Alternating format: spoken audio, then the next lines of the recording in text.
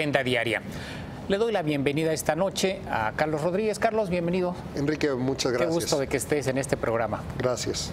Jonathan, buenas noches, ¿qué Enrique. tal? Bien, gracias por la invitación. Uno de los primeros temas que vamos a abordar es algo paradójico. En un año en el que se pensaba que la relación económica de México y Estados Unidos iba a estar contaminada, afectada por el discurso de Trump, por las fricciones que hubo a principios de año, pues resulta que no, que en el primer semestre las exportaciones totales de México, mayormente dirigidas a Estados Unidos, establecieron una marca histórica. Jamás en la historia se habían exportado tal cantidad de mercancías, 197.529 millones de dólares. Y hay una cifra que me sorprende.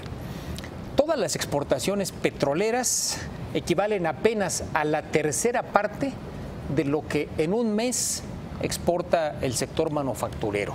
Es decir, las exportaciones petroleras del semestre completo equivalen más o menos a 10 días de exportaciones manufactureras. Esto explica la dinámica que tiene este sector. ¿Cómo interpretar esta paradoja, Carlos?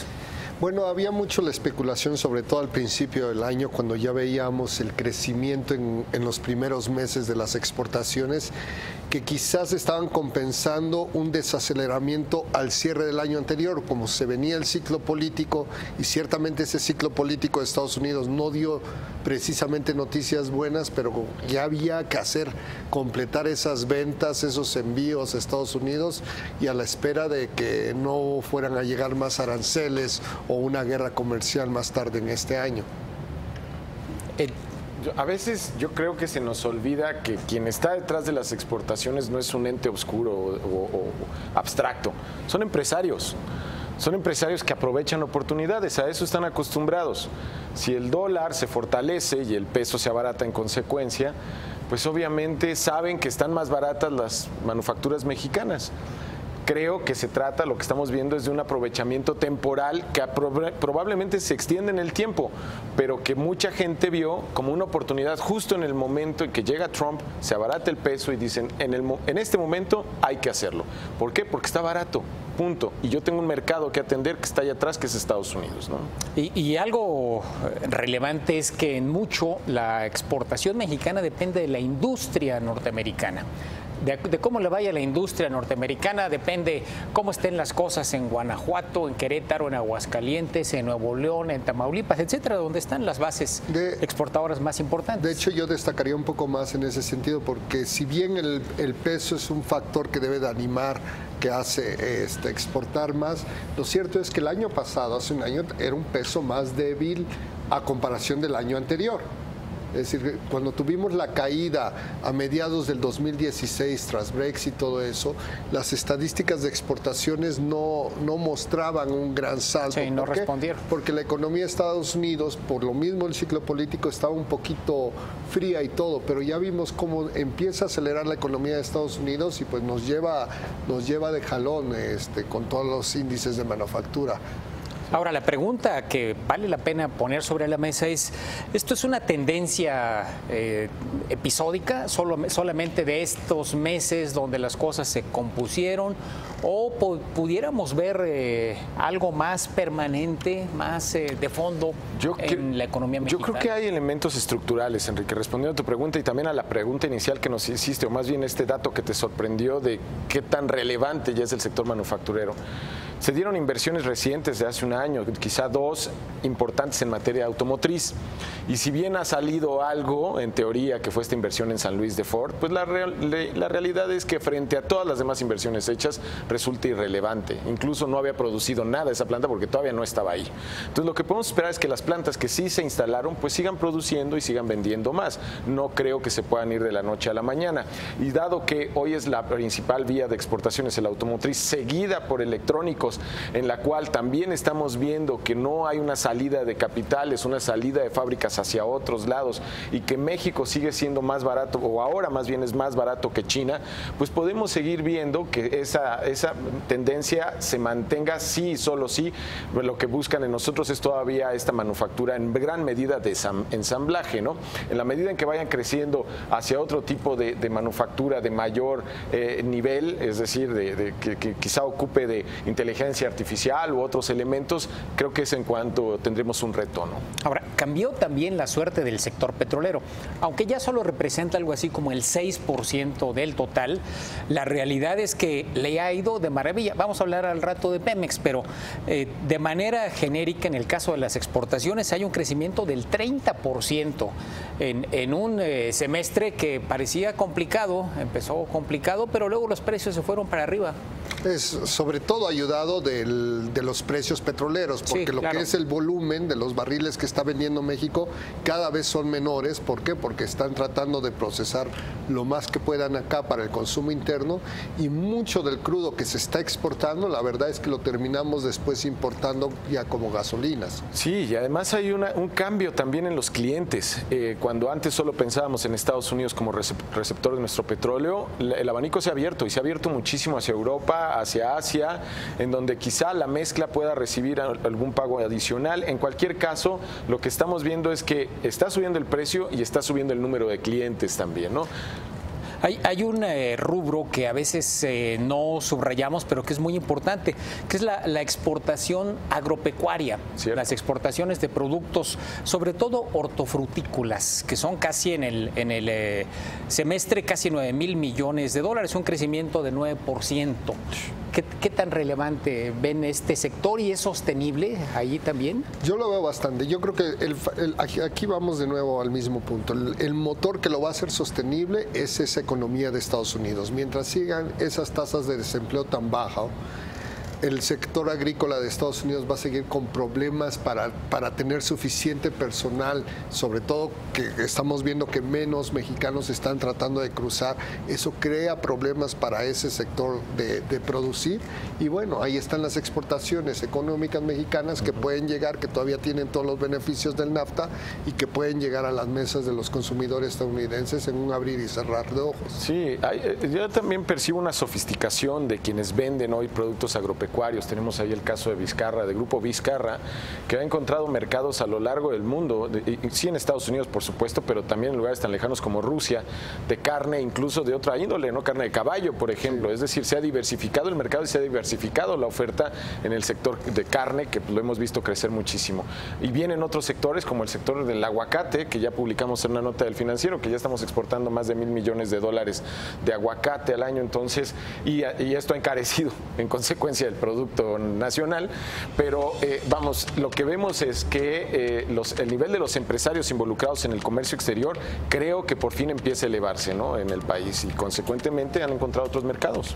Creo que un motor importante es las exportaciones, porque el del mercado interno de repente empieza a toser y ya no está caminando igual que el año pasado, pero pareciera ser reemplazado por este robusto sector exportador. Ahora la variable va a ser también un poco el señor Trump del lado de Estados Unidos. Claro. Mientras todo este ruido político no se convierte en algo estructural que frena la economía de Estados Unidos, mientras no vaya a tratar de reemplazar a Yellen con algún wild card, alguien que llegue a asustar el mercado, que haga el financiamiento más caro, ese tipo de factores podrían desacelerar mucho la economía de Estados Unidos.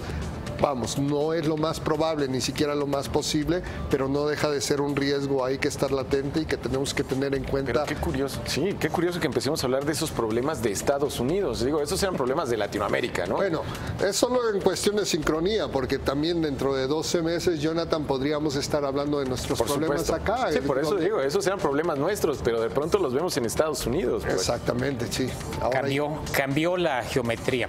Bueno, vamos a una pausa y regresamos para hacer referencia a una competencia muy interesante, la del hombre más rico del mundo. Continuamos.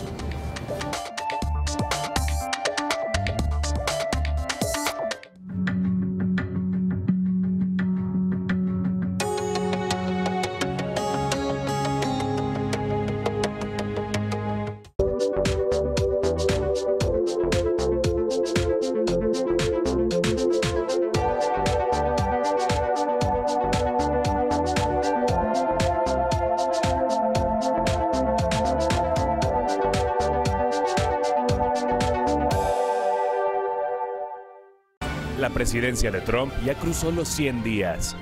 David Gura analiza las políticas moldeadas por su administración. Bloomberg Markets, The Trump Economy. Lunes a viernes, 12 del día. Porque reconoces lo importante, el financiero Bloomberg.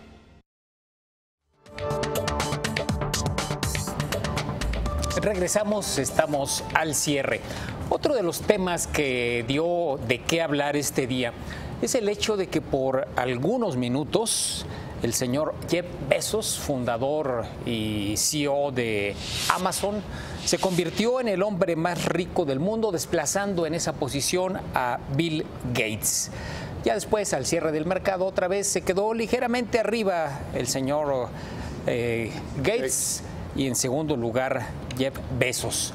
¿Estamos viendo una tendencia de fondo? ¿En algún momento Jeff Bezos va a ser claramente el billonario número uno? Sí, yo estoy convencido que sí, Enrique, porque mira, la razón por la que en el ranking de Bloomberg llegó a posicionarse, aunque sea por unas horas de esta mañana, como el más rico del mundo, es porque las acciones de Amazon estaban subiendo ante las expectativas de sus resultados. ¿Qué pasa? Que a final de cuentas esos resultados decepcionaron hoy. ¿Pero por qué decepcionaron?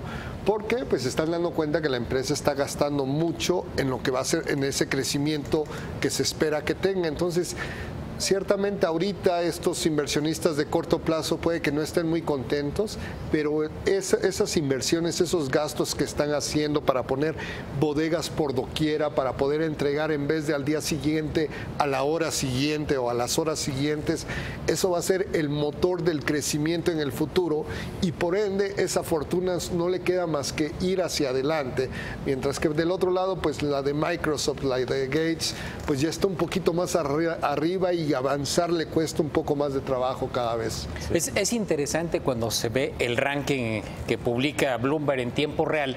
Los primeros 5, Bill Gates número 1, Jeff Bezos número 2, Amancio Ortega, el hombre de Zara, en el número 3, Warren Buffett en el número 4 y Zuckerberg, el fundador de Facebook, en el número 5. Los que crecieron más su fortuna fueron Bezos en el último año, 23.600 millones de dólares, Zuckerberg 18.400. ¿Qué nos está diciendo este comportamiento? Están aprovechando, creo, la curva de gran innovación. Cuando los anteriores grandes innovadores, los inventores quizá del automóvil salieron, quizá tenían márgenes de ganancia que no tienen hoy definitivamente, y lo que estamos viendo es que con este producto de innovación, de difusión que tiene el caso de Zuckerberg a través de Facebook y sus ventas publicitarias que se están comiendo el mercado publicitario, y el caso de Amazon que se está comiendo el mercado del comercio electrónico, pero siendo el first comer, el que primero aprovecha esta oportunidad de manera contundente, creo que están aprovechando esta área de oportunidad y de rentabilidad. Respecto a si puede ser sostenible o no que Bezos pueda ser el primero, quisiera poner una cifra sobre la mesa. En 2014 se cruzaron las gráficas de Amazon y de Microsoft. Las ventas estaban alrededor de 85.000 millones de dólares, estaban en esos niveles en 2014. Hoy las ventas de Amazon rodean los 140.000 millones de dólares, mientras que las de Microsoft siguen en alrededor de 80.000. Es decir, mientras se estancó Microsoft en los 80 y tantos mil millones de dólares, que ya los quisiéramos para un domingo, sí. Las cifras de Amazon siguieron creciendo, esta tendencia que casi ya las duplican. Pero las utilidades no despegan, ¿no? Las de Amazon siguen porque muy abajo. Todavía están muy conscientes que están en esa etapa de no pueden dormirse en sus laureles y tienen que seguir invirtiendo en lo que va a ser un esquema más sostenible.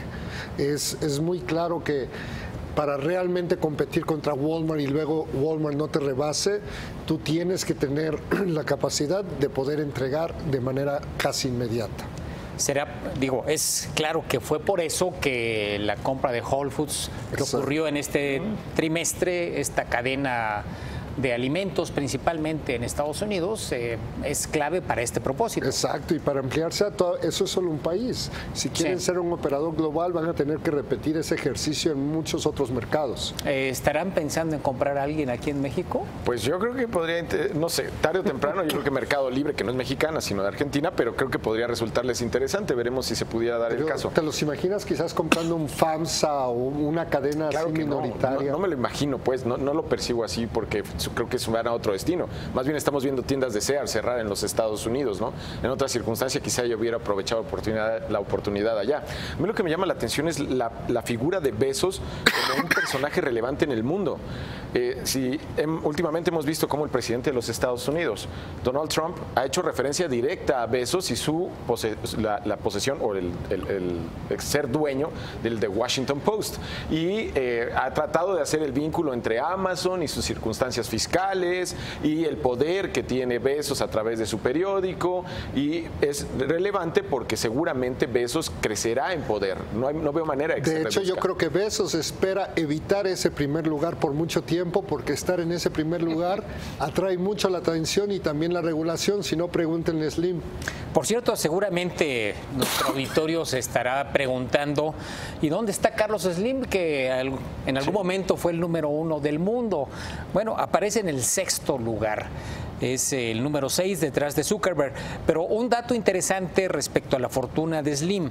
De acuerdo a este ranking de Bloomberg, creció 15.700 millones de dólares en los últimos 12 meses, que es el tercer crecimiento más relevante, solo detrás de Jeff Bezos y de Zuckerberg, muy por arriba de los 10.000 de Bill Gates o los 7.800 de Amancio Ortega o los poco menos de 10.000 de Warren Buffett. Sí, no sé si la gente sobreestimó el impacto que tendría AT&T en México en algún momento. No sé si sobreestimó la regulación que estaba recibiendo Slim para, digamos, ceder parte de su infraestructura. En cualquier caso, percibo que fue sobreestimada y que poco a poco ha recuperado terreno, porque efectivamente llegó a estar en los 45,000 millones de dólares su fortuna y ahora la vemos por arriba de los 60,000 nuevamente. Digo, hay que entender que esto no es que tengan una alberca llena de dinero, al estilo Rico McPartland. Claro, o sea, esto es simplemente la evaluación de sus activos, ¿no? Exactamente, y de toda la familia. Cuando el ranking de Bloomberg cuenta la fortuna de alguien como Carlos Slim, cuenta también las acciones que tienen sus hijos. ¿Por qué? Porque se considera que es el padre, en este caso, el que está tomando las decisiones estratégicas de toda esa fortuna completa. Claro. Y otro punto que no nos podemos olvidar, que ayuda también a esta fortuna de Carlos Slim en los últimos meses, es el repunte del peso en las últimas semanas. Cierto. Eso le da un mayor valor en dólares, que es como se miden estas riquezas. Anecdóticamente, algún análisis que se hizo de las fortunas de los grandes millonarios norteamericanos ubica la mayor fortuna de algún empresario norteamericano en la de John D. Rockefeller, cuando era monopolio, cuando controlaba la Standard Oil, prácticamente el monopolio en la producción, distribución de crudo. Estiman a precios actuales, quienes han hecho estos análisis, en alrededor de 300,000 millones de dólares, lo que valdría hoy su fortuna pasada a dólares del presente. Muy lejanos de lo que alcancemos nosotros, sí. Enrique. Sí, no, un poquito distantes. Sí, el caso de Rockefeller es que controlaba una nación. O sea, si Rockefeller hacía cualquier cosa, Estados Unidos no funcionaba, porque fue no el inventor, pero quien estableció la infraestructura de transporte de petróleo en los Estados Unidos. Él podría declarar un accidente y parar la zona oeste de los Estados Unidos. Entonces, ese nivel de poder creo que no lo tiene nadie, ¿no? Bueno, ya que salió a colación el petróleo, vamos a unos mensajes y regresamos para platicar de Pemex. Hoy presentó sus resultados financieros del segundo trimestre del año. Continuamos, estamos al cierre.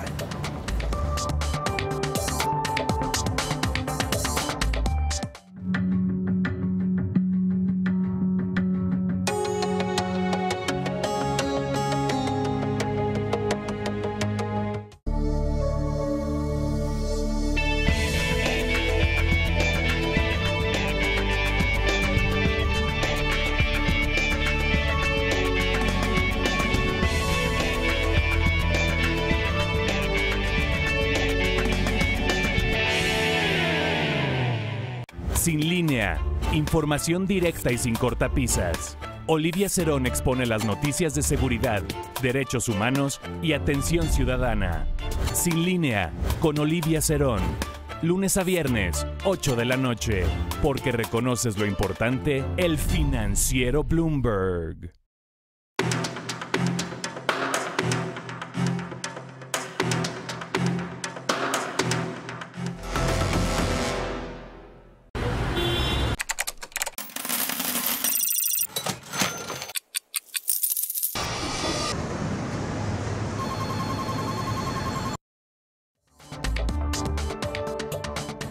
Regresamos al cierre. Pemex presentó sus datos del segundo trimestre y lo que quizá más se destaca, no lo único, pero lo que más se destaca de estos resultados financieros es esto que vemos en pantalla, tercer trimestre al hilo de utilidades y utilidades para el primer semestre de 121,000 millones de pesos. Jonathan, ¿cómo lo ves? Creo que es una buena noticia. Siempre para Pemex los datos en negro son buena noticia. A la hora de deshebrar los datos es cuando podemos revisar si la gestión que se está haciendo es la ideal o no. Cada quien tendrá aquí su opinión. Lo que hay que revisar es que quien hoy dirige los destinos de Pemex, que es José Antonio González Anaya, pues tiene una misión de hacer eso que ya consiguió, ordenar las finanzas de Pemex, que si eso le da viabilidad de largo plazo, está por verse, no por el hecho de que pudiera entrar en una crisis en el corto plazo, sino porque pensando un poco más como empresarios, hay que ver si, digamos, la estrategia le va a dar para aumentar de manera relevante sus utilidades, ¿no?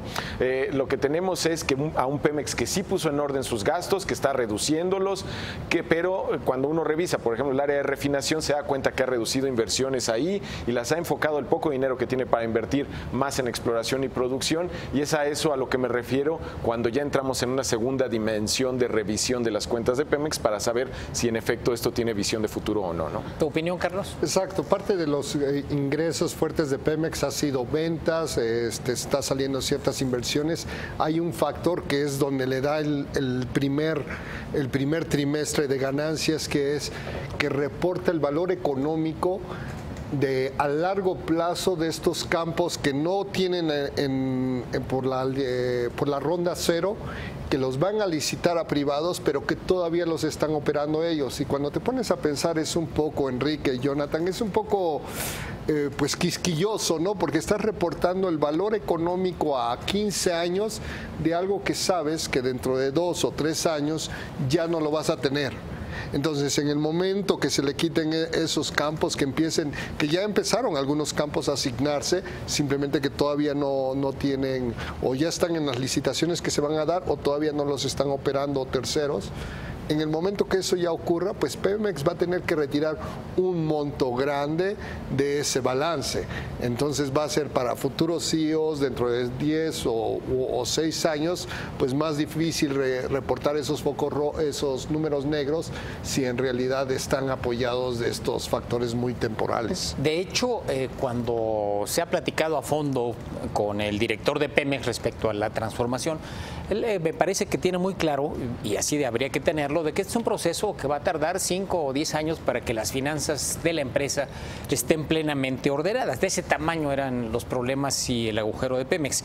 Y algo que se ve es que a pesar del aumento en las ventas, a pesar de las utilidades, pues la producción de crudo sigue bajando. Sí, eso es inevitable por consecuencia de Cantarell. La verdad es que si uno revisa la producción fuera de Cantarell, pues ha podido subirla con mucho esfuerzo, pero ha podido subir la producción. Creo que el mensaje que está mandando Pemex en cualquier caso ha sido contundente, al menos para las calificadoras. Recordemos que a la par de este cambio de perspectiva para la calificación soberana de México, hubo un cambio de perspectiva también para la calificación soberana de Pemex también, en el mismo sentido. Me sorprendió. Exacto, entonces igual cambió de negativa a estable. Entonces están contando una historia, pero una historia que está siendo leída también por especialistas y le están dando la razón a Pemex, ¿no? Eso creo que es completamente un respaldo muy fuerte a lo que está haciendo José Antonio Anaya. ¿Por qué? Porque si bien es lo que típicamente pasa cuando al soberano le cambian la perspectiva o la calificación de México, también se lo hacían automáticamente a Pemex. Muchos hubieran pensado que, bueno, dado que las circunstancias, los retos que enfrenta Pemex son mayores a los que está enfrentando el país en general, que esta vez no iba a sufrir la misma suerte. Y sin embargo, le cambiaron la perspectiva estable, y eso son muy buenas noticias para Pemex. Le da un poco más de aire de seguir en este camino y esperar que logre a las metas que tienen para el próximo año. No solo las calificadoras, el mercado, que le compró apenas la semana pasada un bono de 5,000 millones de dólares. Sí, efectivamente. Pareciera que los inversionistas le están apostando. Sí, sí, sí. Y la presión, sí. No digo, pero sí estará por verse dos cosas, no solamente el nivel de producción, sino que también el nivel de produzcan más de gasolinas a la capacidad que tienen acá. Actualmente están por abajo del 60%, eso significa que México tiene que importar más.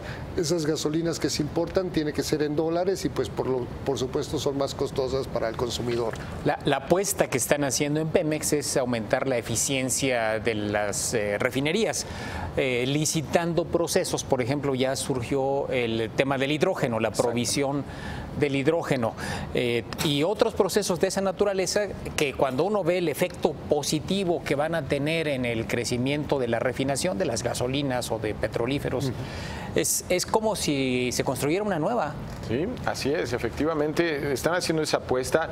No sé si lo están haciendo con el énfasis de otros proyectos que me gustaría plantear, solo referirme a uno que el mismo José Antonio González Anaya platicó recientemente. El caso de Trión, este pozo en aguas profundas, que representa una inversión de 11,000 millones de dólares, y justamente lo que él mencionaba es que esto es igual o equivalente a la inversión del aeropuerto, el nuevo aeropuerto de la Ciudad de México. ¿De dónde sacas 11,000 millones de dólares? Cualquiera, un Pemex se le complica. Y vista la reforma energética, tuvo la oportunidad de conseguir un socio que pusiera no solo la inversión de su parte, de lo que le tocaba, digamos, como en cualquier negocio, que le tocara el 50% o lo que fuera, sino que además le pagara a Pemex por ser aceptado en esa sociedad. Como consecuencia de esos 11,000 millones de dólares, Pemex va a terminar poniendo solo 400 millones. Creo que sí están teniendo decisiones inteligentes en Pemex.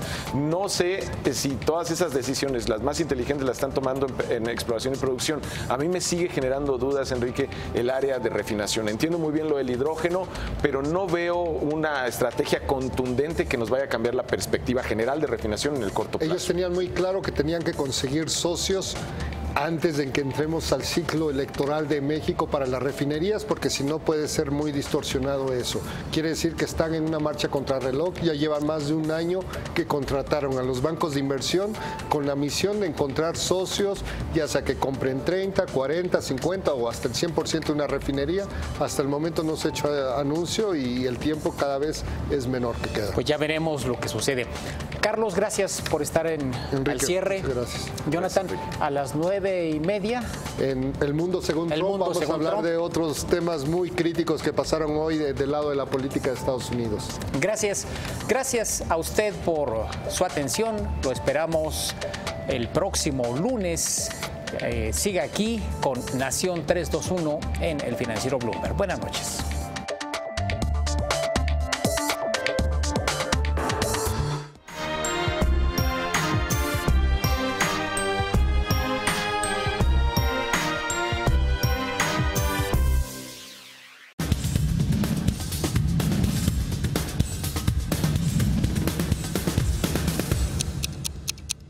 Los mexicanos le están rompiendo en Airbnb y la empresa ya toma nota. Airbnb tiene en la mira a la capital mexicana como su próximo gran mercado después de que sus negocios casi se triplicaron en 2016. Así, la Ciudad de México es la de más rápido crecimiento de la empresa. Visitamos 3 de las casas mejor evaluadas de la capital y los anfitriones nos cuentan cómo les ha ido. La primera vez fue como